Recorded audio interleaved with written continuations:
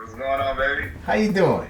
Man, I'm actually about to get a massage as soon as I get off the phone with you. How you been? You doing good? Yeah, I'm doing good, man. Down here in Dallas, trying to hold it down. Yeah, I know. I know you'd want 5 wins, but at least you guys. It sounds like you learned a lot about yourselves last week. Yeah, I mean the biggest thing, it's a long season. And Right. It's about learning from those mistakes, man. And Yep. execution is it matters, man. It's the name of the game. No doubt, no doubt. We'll talk about execution. We've got one of the teams that you out-executed every time you played them, and those are the Trojans from USC are coming into Notre Dame Stadium, and you had some career games against those cats. Man, dude, there's nothing better than playing against USC, man. Under the lights, Yeah. man, we got to get after them. I remember, I think in 14, I think you had like 14 tackles. You were all over the field. Tell me about that rivalry. What was it? What made that a little bit different in a sense? Because we're everybody's rivalry, right? It's kind of like America's team, right? When you're the Cowboys, you're everybody's rivalry because you're used to it now. But what was it about that game? I mean, for USC, you understand the history. Yeah. It's rich. It's prestigious. You know what I mean? So anytime you're entering battle, man, you have to understand, who came before you and, Right. and what really matters. You know what I mean? It's about bringing that trophy home. And for us this year, it's about keeping it. Right, The, right. Shillelagh or whatever. It is. You got it right. You know your history. You know. Now that is the history and tradition of it. But I think what's more important is for us is that we have guys that have played in the game and recognize that it's more than just football, like yourself, and that is you came back and got your degree, and that was so special to see you and the work that you put in to get that done. Given all the things that you had to do, I mean, obviously coming back to campus, sitting in a classroom, it wasn't online. Man. You know what I mean? Think about it, and I know the satisfaction that it brought to your mom and dad and your family was a lot, and to you personally. But I'll tell you what, it just said so much about being a Notre Dame man, and I know you got to feel great about that. Man, I appreciate it, Coach. I mean, there's nothing like walking across the big stage, and everyone knows the whole story about the last college game in Notre Dame, Yeah. the injury in the Fiesta Bowl, and then the declare. Well, I made a pact. With my parents, and I told them I would go back and finish. So, man, 21 credit hours at the University of Notre Dame during the off season, man. I did it. You did it. We had, I don't know if I told you this story, but we had players, freshmen that were in your class, and they'd come up to me and they go, "Coach, Jaylon Smith is in my class." And they're players on the team. I said, "Well, go up and say hi to him. He's an awesome guy, man.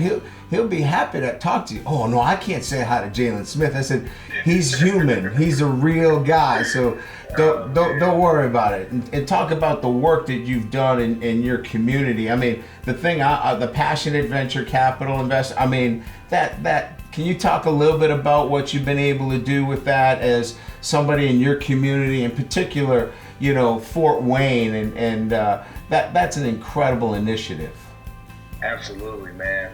Well, for me, I've always wanted to be an entrepreneur my entire life, and I'm focused on education and empowerment. That matters, man. Access to quality deal flow and just networks. You talk about the Notre Dame network. Right. I mean, there's a tremendous amount of people to know to help you excel. So I started the Jaylon Smith Minority Entrepreneurship Institute in efforts to close the economic and educational gap. It's a passion for me. It's my purpose beyond athletics. We had an Indiana showcase for the first year this July, and we had over 70 applicants. Wow. Was able to narrow it down to 5, and then we had a venture pitch in Fort Wayne, Indiana, at the Tin Cap Stadium. We had 3 winners. Those 3 winners were able to split over $200,000. Wow. For financial funding and mentorship, and then strategic planning, helping Black, brown, Latino people be successful. That's amazing. And if you think about it, I remember in the recruiting process talking to you about your working at Burger King. And I know it sounds like a story, but just that initiative that you had to work, and the initiative that you had to go out and find a way to employ yourself and articulate and work with people, and that's what this is about. This is the opportunity to connect with people at whatever level it is, and that was so special about the conversation I had with you. And I went back and told the other coaches, I said, this guy's going to be a star. I don't know what kind of football player he's going to be, but he's going to be a star after. Now, it was great that the football turned out pretty good too. It's working out pretty good right now too, because I just saw you signed a little contract here. It sounds like, I'm looking at the terms here, there's a lot of zeros. And the good part about it is there's numbers in front of the zeros. So congratulations on that contract extension. You certainly, obviously earned every bit of that to go through what you went through. So congratulations there as well. Hey, Coach, I appreciate it. Quick thing, I lost out on a lot of money. You sure did. For playing in that last game. But you sure did. I would do it again, Coach. Wow. Because I love the Irish. Like, I was a captain at Notre Dame. You were. I wanted to go out the right way with my brother. Yeah. You know what I mean? Yeah, and so that was special. Yes, sir. You got to do what's best for you, and that was what was best for me. Now, look at God's blessings.